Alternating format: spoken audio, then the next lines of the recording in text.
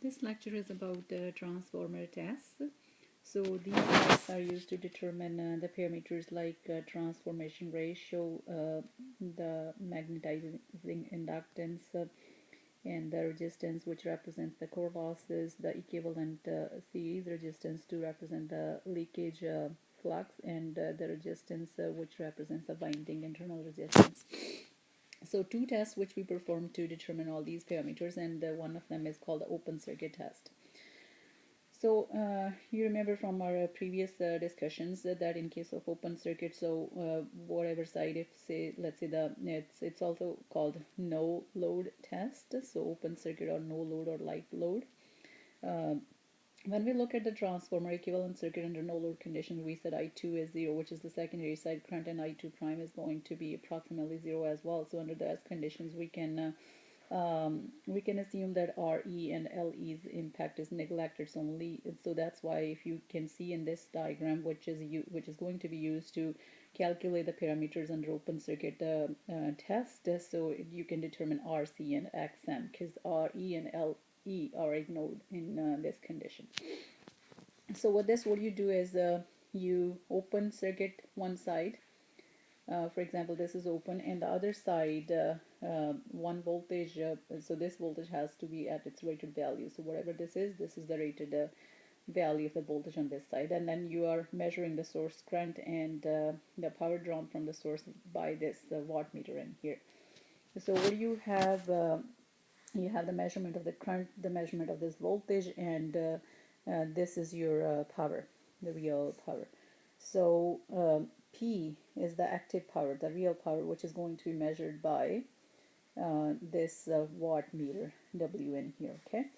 So we know from the power equations that P, which is active power, is given by voltage squared divided by the RC, the corresponding resistance. So from this equation, we have the reading from wattmeter. This is the rated voltage, and you can determine RC.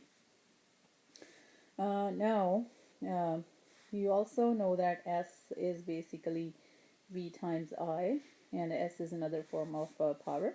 So here you have the active power P, and here you can have the reactive power Q, and in terms of vectors, this is your S, and this could be your theta.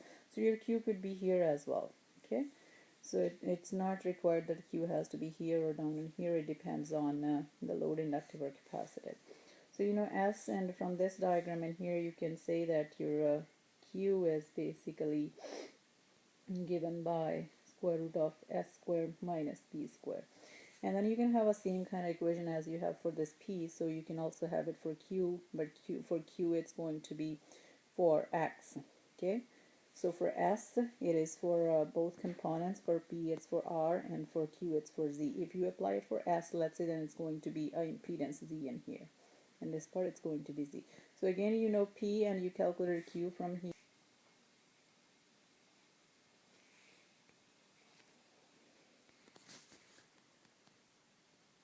Okay, so this is the short circuit test.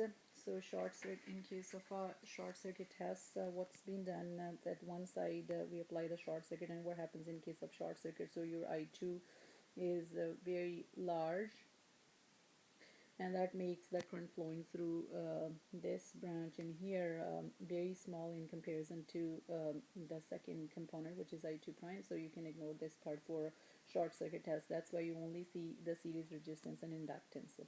So you put a short circuit in here, and this is going to be a variable supply, and you increase the supply until this reaches to its rated value. So in this case, you will see that this voltage is only 5 to 15% of the corresponding rated value. This current is going to give you a rated current, and the wattmeter will measure the power again. So now, since your current is the rated value, so you can use power equations in terms of current. So let's say for P, it's going to be for R, and so you know the wattmeter reading, the active power, and you know the rated current, and you can calculate RE. Similarly, you can calculate Q from your power triangle S square minus P square. So S is basically your voltage times your current. Okay, so from that Q, then you can have a similar equation for power, because Q is your reactive power, so you can relate it to reactance. So now you know Q from here, and you know I is the rated current, and you can calculate XE. So, and then your LE is going to be XE divided by 2 pi F.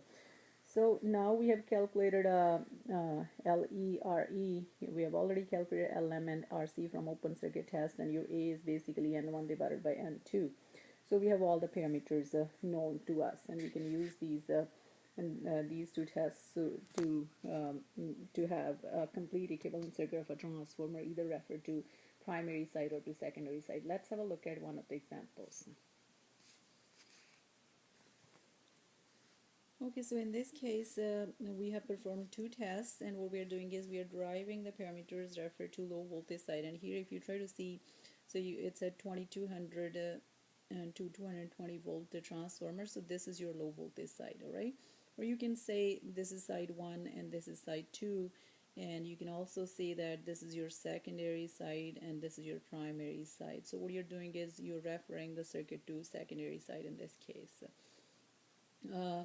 And the two test results are in here. So ultimately what we have to do is we have to draw the equivalent circuit where everything should be referred to secondary side. So whatever we have calculated, if it is calculated on secondary side, that's fine, but if it is determined from on primary side, then we have to convert it to secondary side. So let's see how we have these two test results.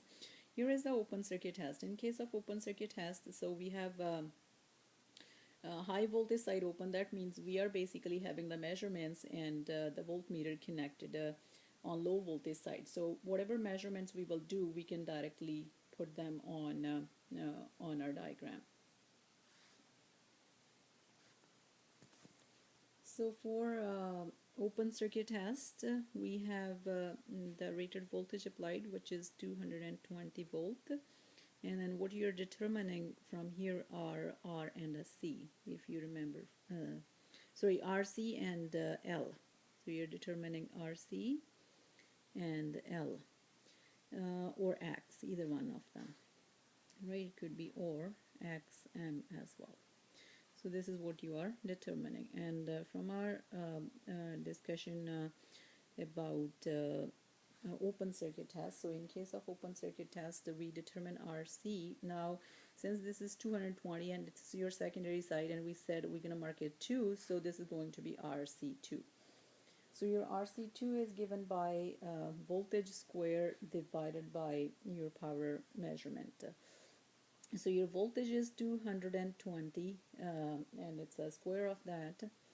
And your power measurement, which is the wattmeter reading from the table, so the wattmeter reading is 100. So here it's going to be 100. So your resistance value is coming as 484 ohms.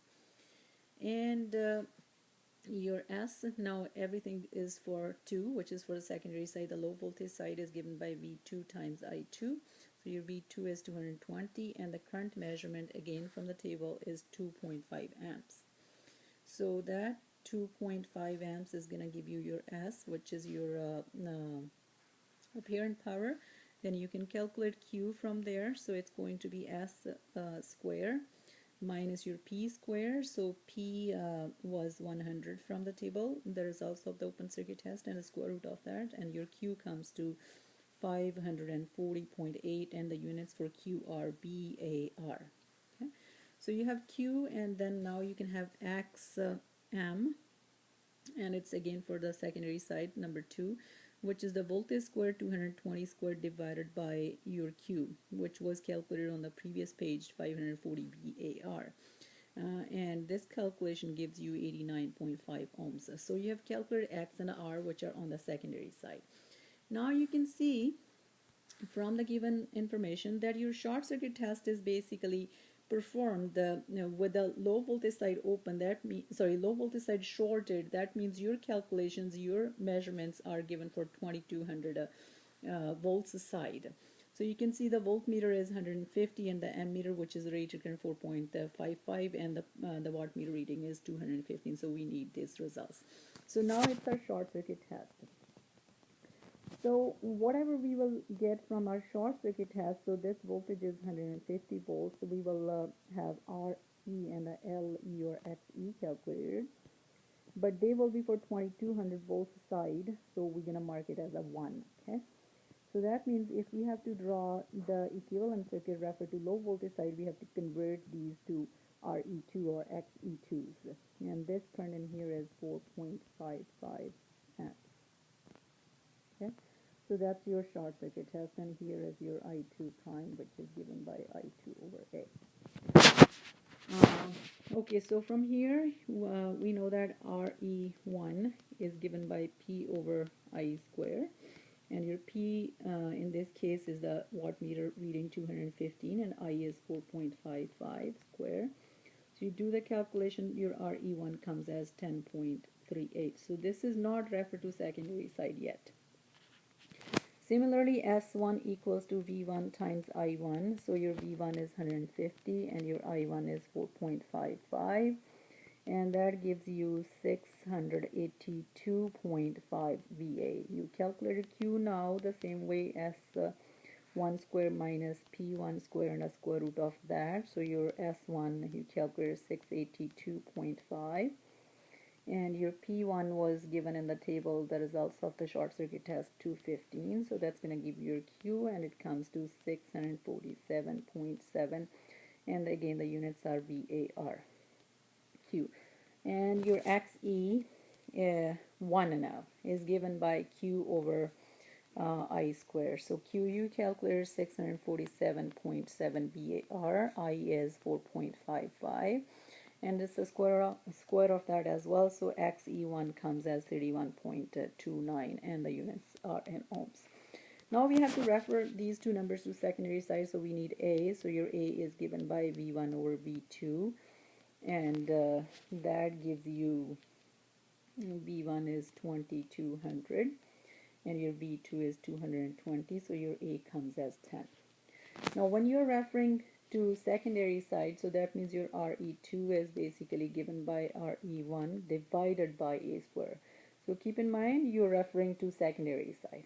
Okay, so this is calculated as 10.38, A is 10, so this gives you a square as well, 0.1038 in ohms.